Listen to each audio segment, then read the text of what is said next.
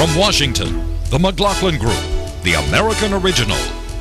For over 2 decades, the sharpest minds, best sources, hardest talk. If. For such a small word, it packs a wallop. If I live to 100, if Social Security isn't enough, if my heart gets broken, if she says yes. We believe if should never hold you back. If should be managed with a plan that builds on what you already have. Together, we can create a personal safety net, a launching pad for all those brilliant ifs in the middle of life. You can call on our expertise and get guarantees for the if in life. After all, we're MetLife. Our environmental vision? Zero emission cars, zero waste plants, a greener tomorrow. We see beyond cars.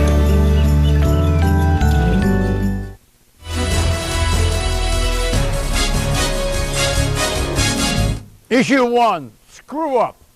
America's first line of defense is timely, accurate intelligence that is shared, integrated, analyzed, and acted upon quickly and effectively. That's what our intelligence community does every day. But unfortunately, that's not what happened in the lead up to Christmas Day. So said the president in his public statement Thursday. In a private meeting on Tuesday with 20 trusted top officials, he was more frank and angrier. Quote, "This was a screw-up that could have been disastrous. We dodged a bullet, but just barely," unquote. The stern words of the U.S. Commander-in-Chief were caused by quote-unquote systemic failure, his language, that prevented officials from gaining the data to stop a Christmas Day Al-Qaeda terrorist plot. A 23-year-old Nigerian citizen named Umar Farouk Abdul Muttalib boarded a transatlantic flight in Amsterdam, headed for Detroit. Abdul Muttalib carried deadly explosives concealed in his underwear. The plane crossed the Atlantic, and in the approach to the Detroit runway, Abdul Muttalib tried to detonate the bomb. It failed.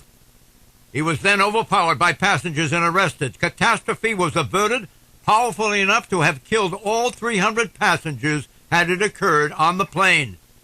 Abdul Muttalib was apprehended, indicted, and will be tried in a civil court, not a military one. Question, Abdul Muttalib could have been detained as an unlawful enemy combatant in a military prison where he then could have been interrogated by the FBI and others. Instead, he was given a Miranda advisory that he need not say anything to anyone until his attorney was present. Was this the worst screw-up, that particular feature, that he was treated as a civilian and not an enemy combatant, the worst screw-up of all? Well, no, John, this is one of the endemic problems of the Obama administration, in my judgment. The president said 2 weeks after this Christmas attempted bombing, we are at war with al-Qaeda. This was a warrior from al-Qaeda who was coming into this country to perpetrate an atrocity and slaughter 300 people. He failed, and instead of treating him as a prisoner of war attempting an atrocity, we give him his Miranda rights and call in a lawyer. But John, the Obama administration's got a more serious problem. This was a massive screw-up, as the president said. He said, I am responsible. A, there is no accountability here. No one has been held accountable. And secondly, this has emphasized the fact that the Democratic Party, historically weak on national security and the war on terror, now has a president who is perceived as weak on national security. I think the president's been hurt. They've been perceived behind the curve. And John, all these guys going on vacation over Christmas, the day this bombing occurred, I think it's a real blow to the Obama administration. People generally do go on vacation over Christmas, and you're right that it took them 72 hours basically to get their act together and for the president to show the sternness and the determination that he evidently does feel when this country is attacked. Secondly, this was a system that was put in place during the Bush administration, and we are very lucky that this was a wake-up call, and we now see where the flaws are. President deserves commendation for owning up to the lapses and for identifying them and pressing ahead to repair them. Thirdly, trying him in a civilian court. It's my understanding that he was talking up a storm from the moment he was arrested, and the way we handle this sends messages to the rest of the world. We don't want to create more jihadists. And trying him in our system, which is among the best, if not the best, justice system in the world, is an appropriate way to go. And I don't recall the uproar from Pat or anybody else when Richard Reed, the shoe bomber, was tried in a civil court and is now languishing in a high security prison in America. Okay. Hold on, Monica. Okay. Reaping what he has sown. President Obama has been consistently critical of the CIA and what Dick Cheney, former vice president, characterizes as enhanced interrogation, which Mr. Obama, as president, outlawed. The president denies that he's witch hunting. I have the utmost respect for the CIA. I don't want witch hunts taking place. I've also said, though, that the Attorney General has a job to uphold the law. But I continue to believe that nobody's above the law. Attorney General Eric Holder, acting on President Obama's directive, has announced an investigation to see whether the CIA denied the civil rights of 9/11 actors such as Khalid Sheikh Mohammed during the Bush-Cheney presidency. Holder said that the investigation, begun in April '09, would be sweeping and boundless. It is still underway. We're going to follow the evidence wherever it takes us. We'll follow the law wherever that takes us. No one is above the law. Question. When President Obama was a senator, his liberal rating on a 0 to 100 scale was 100. Liberal. As a card-carrying liberal, is President Obama ideologically hostile to the CIA and the intelligence community? I ask you. Well, look, the Founding Fathers, when they wrote the Declaration of Independence, guaranteed the American people for generations to come life, liberty, and the pursuit of happiness. There's a reason they put the word life first, because you can't enjoy liberty and the pursuit of happiness if you are dead. I was gratified to see that President Obama, at least in part of his statement on Thursday, made a statement, an acknowledgement that the United States is at war, in a statement that could have been written by Dick Cheney and delivered by President Bush. The 9/11 Commission, as you'll recall, John, said Al-Qaeda and these extremist elements are at war with the United States. We were not at war with them. He's finally made that acknowledgement. The problem is, as you pointed out right there, is that he has given mixed signals to the intelligence and law enforcement communities where he's treating this essentially as a criminal justice problem in giving these foreign combatants, enemy combatants, the full panoply of constitutional rights to which they are not entitled. On the other hand, just this week, he has remanded another Gitmo detainee into a military tribunal. So there doesn't seem to be a very consistent approach when you're taking the worst of the worst, Khalid Sheikh Mohammed, giving him constitutional rights, bringing him to New York City to have a circus atmosphere of a trial. Look, on the one hand, he's prosecuting this war very effectively with the military component. That is escalating the drone attacks in Afghanistan, Pakistan, and now Yemen. I've given him credit for that. But on the other hand, closing Gitmo, shutting down enhanced interrogation techniques like waterboarding, which could have extracted more information out of this Nigerian terrorist. Those kinds of mixed signals actually, I think, are undermining the effort. Martin. But he hasn't closed Gitmo. The bizarre thing about this is that here we are discussing in the States whether Obama's being a liberal. If you look at the Arab press, if you look at the international press, what you're getting overwhelmingly is a claim that there's been no real change, despite the Cairo speech of Obama, that this is the Bush administration Mark II, in the drone attacks that are being carried out, in the pursuit of the war in Afghanistan and so on, in the refusal to close down Guantanamo. And the point is, you can be right both ways on this. I think Pat is absolutely right to say that this was quite the wrong way to handle this particular guy, except it was the same way, as Eleanor says, that the Bush administration handled the shoe bomber, Reed. The difficulty is, on the one hand, we are meant to be the good guys in the West. We're meant to have a rule of law. We're meant to say no torture. We're meant to believe in human dignity and in the proper rule of law. On the other hand, we are facing an utterly ruthless and implacable enemy. And at some point, we have to start behaving as though we're serious about combating them. I think that Obama has done a pretty good job of trying, on the one hand, to be serious about fighting this, on the other hand, to try and hang on to the very best of American principles. I think being serious doesn't mean you have to behave the way the enemy does. And the president believes, and I agree with him, that Gitmo has been a wonderful recruiting tool for the jihadists. And how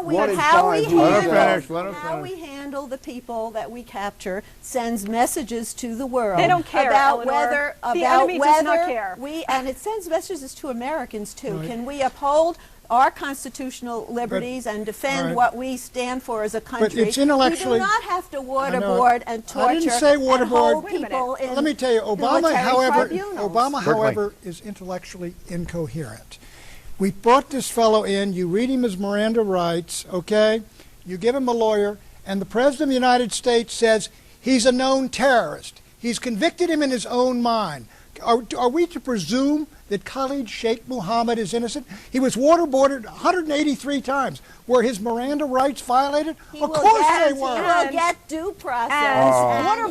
Waterboarding extracted a lot of very critical, actionable intelligence from Khalid Sheikh Mohammed. That is true. The other point about Guantanamo Bay being this big recruiting tool, first of all, they hit us on 9/11 before Guantanamo Bay even existed. Secondly, the United States and the West continues to get hit by al-Qaeda terrorists even after Obama has said he's going to close it. He's stopped enhanced interrogation techniques. Can we stay? Hold on for 1 minute. Can we stay away from waterboarding, please? These are the actions Obama took which signaled to the CIA to back off. 1, he restricted the CIA's use of rendition to preempt terrorism. 2, he closed secret CIA interrogation centers abroad. 3, he banned waterboarding. 4, he's closing Guantanamo. 5, he ordered captured unlawful combatants to be read Miranda rights. 6, he is trying KSM, Khalid Sheikh Mohammed, and other terrorists like Abdul Muttalib in civil courts with full constitutional rights. 7, he ordered holders to reopen criminal probes and prosecute CIA officers for harsh interrogations. 8, he issued no diplomatic démarche or protest against Italy for convicting 23 U.S. CIA and military officials in absentia for rendition. Our guys. And 9, finally, he unleashed holders to prosecute Bush policymakers like John Yoo for their counterterrorism policy views. You want to speak to that? Hold on, Ellen. You want to speak to that? Yes, I mean, I think this absolutely plays into this whole area of moral and judicial confusion that I think was best summed up when the Supreme Court, during the Bush administration, decided that, yes, people who were in Guantanamo did deserve some kind of due process. In other words, it's not just a question of politics here, of Obama versus Bush.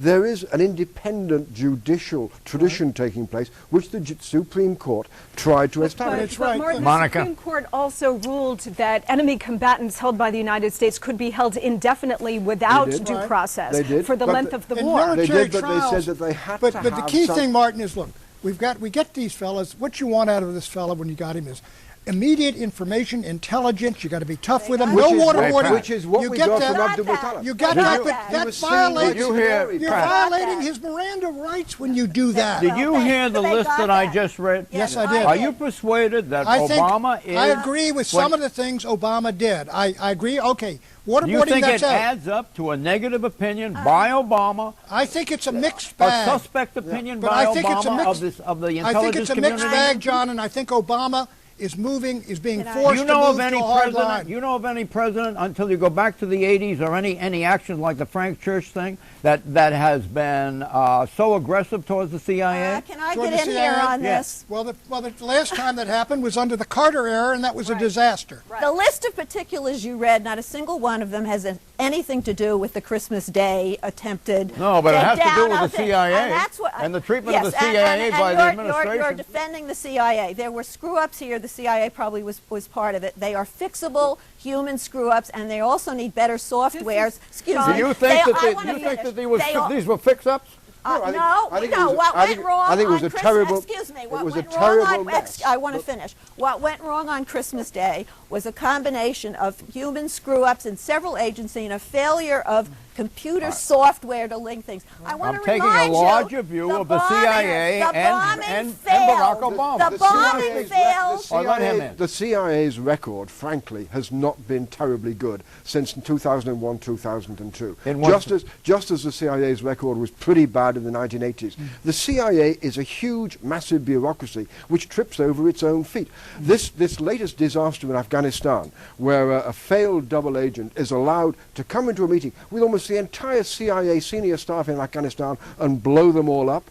They didn't even search the guy before he went in. These are elementary failures of tradecraft. You want to speak to that? Well, I think it's exactly right, John. And what? That the CIA is its own worst enemy? Is that what you're saying? No, CIA is right. It's made a number of foul-ups. It had information. It should have stopped this thing. Right. But the truth is, Alan, you said people made horrible mistakes. Why aren't heads rolling, for heaven's sake? You want to say something positive about the CIA? Explainable individual mistakes that then entered into a daisy chain. I don't know that any underling's head is going to roll. All right, Monica, quickly. Look, I want to get to the bigger point that you were trying to make, John, by reading off that litany of Obama decisions. It is about creating an environment where people in the CIA and in the military are afraid to take aggressive actions against these enemy combatants on the battlefield. And their ladder will be cut off from underneath them. And because they're getting mixed signals. Is this a law enforcement operation or a military operation? Are they running around the battlefield with plastic bags How about to that? collect evidence? Not only esprit de corps, but also your success within the CIA. Right, it will be limited and you get too perhaps tough. nullified. You get too if tough. You go beyond John,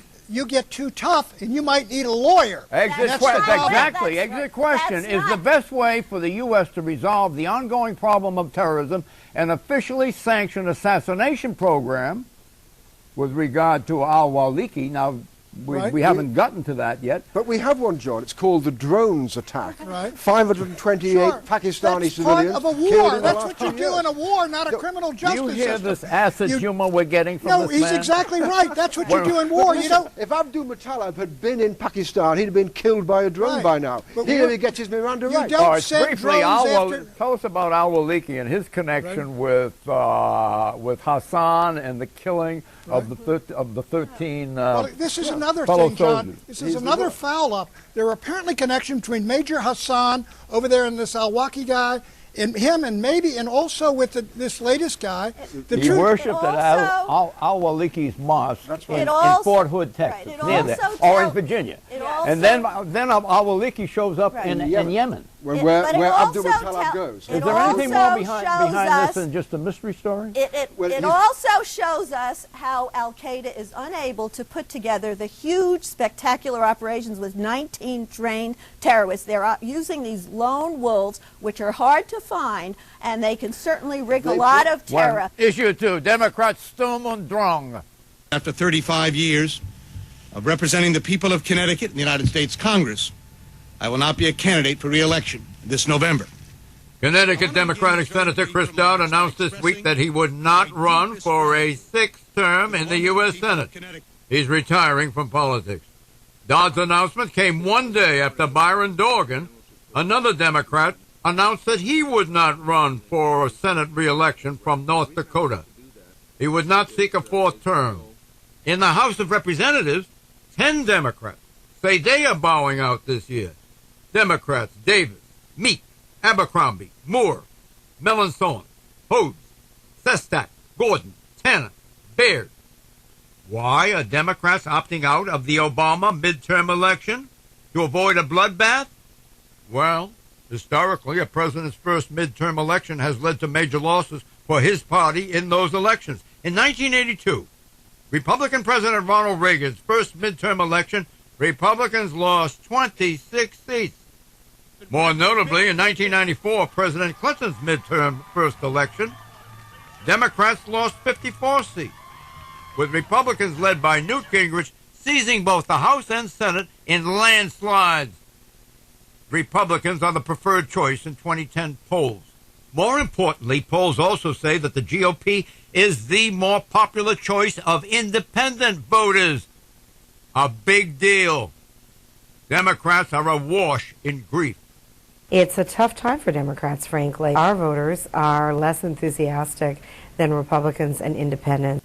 Hold on, Celinda. It's not over till it's over. Today's Democrats have one saving grace. 14 Republicans have bowed out of the 2010 races, which may be the reason why Republicans are not ready for a victory lap. Question. Will Republicans take over Congress this year, Martin Walker? No. I think they will gain 3, 4, maybe 5 seats in the Senate, but they will, and which means that the Democrats will not be able to get to end filibusters and to bring down cloture. But I don't see the Republicans winning a majority in either house. The Dodd thing helps the Democrats. This fellow Blumenthal's up there in Connecticut, much stronger candidate than Dodd. Quite frankly, the Democrats will probably retain that seat. Better chance. North Dakota is a problem. I think the Republican governor will wind up with that seat. John, I think the Republicans will gain maybe a little more than 26, but they won't gain the 38, 39 they need for The Democrats going to be filibuster-proof? 20 to No, 30, no, no. 20 to 30 seat loss in the House is sort of Senate will standard. not If be it goes filibuster. above that, it's a problem. But it would be highly unusual if the Democrats were able to keep their 60 vote. It's theoretically possible. The but numbers are very won't steep happen. for the Republicans, but nothing Very is what? steep for the Republicans to take over both chambers. But I will say that when you look at the generic polling for the congressional ballot, Republican versus Democrat, Republicans are running an astonishing 8 points ahead. And the reason is because independents that broke 2-1 for President Obama and the Democrats last year are now breaking 2-1 for the Republicans. I'm a little surprised that Martin sounds so self-assured when he says that the Republicans will not take over, in view of the fact that we're going through an anti-incumbency rage in the country that will reach peak strength by the elections in the fall. But Yes I think the economic recovery could be playing for the Democrats by then. The bulk of the stimulus money is still to be spent. I think unemployment will be coming down. I think there will be some sort of feeling that the worst is over, and that's going to help Democrats. Do you think Obama could help it along for the Democrats by a second stimulus? I think he probably could, and I think it might be needed. Really? I think it's going to be needed. Do you think the because editorial opinion in this country would support a second stimulus when you have tea parties springing up all around? But when you've got over 10% unemployment, I think the Democrats, rules change. if the Democrats need it, they will do it, John. Issue 3, no good naughties. We're in the first decade of what was supposed to be the second American century, and the pessimists are in full flight. The 18 naughties, 2000 to 2009, add up to a grim list. So says Patrick J. Buchanan in his popular newspaper column. Buchanan presents several reasons to believe that America's days of leading the world are kaput, mostly due to self-inflicted wounds. Here's Buchanan. The headers are mine. 1. Productivity plummets. Quote, the United States began the century producing 32% of the world's gross domestic product. We ended the decade producing 24%. No nation in modern history, save for the late Soviet Union, has seen so precipitous a decline in relative power in a single decade. Unquote. 2. Surplus no, debt yes. Quote, the United States began the century with a budget surplus. We ended with a deficit of 10% of gross domestic product, which will be repeated in 2010. 3. Manufacturing no, outsourcing yes. Quote, between 1/4 and 1/3 of all U.S. manufacturing jobs have disappeared in 10 years, the fruits of a free trade ideology that has proven anything but free for this country. 4. Taking bin Laden's bait. Quote, after September 11, the nation was united behind a president as it had not been since Pearl Harbor. But instead of focusing on the enemy who did this to us, we took Osama bin Laden's bait and plunged into a war in Iraq that bled and divided us. Buchanan, you owe me big time. Big time. Well, thank you, John. Is there anything you want to retract here publicly? No, I would say in terms of world production, there's no... Look, the United States remains the first military, economic, political, cultural power on earth, but there's no doubt that soft power and hard power are receding. The United States had a terrible decade, almost a lost decade, and quite frankly, the trend is continuing, and it has not been turned around. You think there is any overall, well, you only heard snippets, but you think there's any overstatement in Buchanan's pessimism? Yes, I mean the very first point he made about the share of world output, that's entirely to do with GDP figures which are based upon currency movements. Quite simply, in 2000, the dollar was rising very high. Right now, it's pretty weak. These things can turn around very, very fast. Second point about the Iraq, I think, is absolutely right. It was a misbegotten, mistaken war, badly fought, badly planned, huge costs of all kinds. However, people have since the 1920s been talking about declinism. It's not happening. The US is going to bounce back. No country has got the resilience of this country. No country has got the dominance of the world's universities. Hold on, Pat. Gideon's trumpet. Gideon Rockman, Financial Times columnist, shares Buchanan's pessimism. Quote, the Obama administration is facing an unexpected and unwelcome development in global politics. 4 of the biggest and most strategically important democracies in the developing world, Brazil, India, South Africa, and Turkey, are increasingly at odds with American foreign policy. If you look at the 4 most important democracies in Latin America, Africa, Asia, and the greater Middle East, it is clear that none of them can be counted as a reliable ally of the U.S. or of a broader community of nations. They are all countries whose identities as democracies are now being balanced or even trumped by their identities as developing nations that are not part of the white, rich, Western world. Ellen, you have thoughts on this pessimism? Well, this sounds like Pat Buchanan's domestic cultural war set up on a global basis. I think, I think there's always been tension between the brown part of the world and the white, rich part of the world, and I think that's going to come to a crisis point over issues like climate change. And globalization, the positive part of globalization, has been way oversold, but it is inevitable. Amen. And I Did disagree with Pat's, some of Pat's Very good, conclusions Eleanor. that Keep we going. should pull up the drawbridge. Pat, the president said no individual will be blamed with regard to, or should be blamed with regard to the intelligence failures. Do you think he'll fire anybody? Heads will roll. I don't think he'll fire anybody. No, I do not think so. Really? Yep. I think at least one person ought to go. Who? Leitner. I'm with you, Martin. Bye-bye.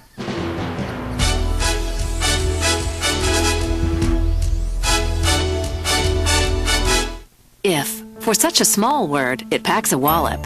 If I live to 100, if Social Security isn't enough, if my heart gets broken, if she says yes. We believe if should never hold you back. If should be managed with a plan that builds on what you already have. Together, we can create a personal safety net, a launching pad for all those brilliant ifs in the middle of life. You can call on our expertise and get guarantees for the if in life. After all, we're MetLife.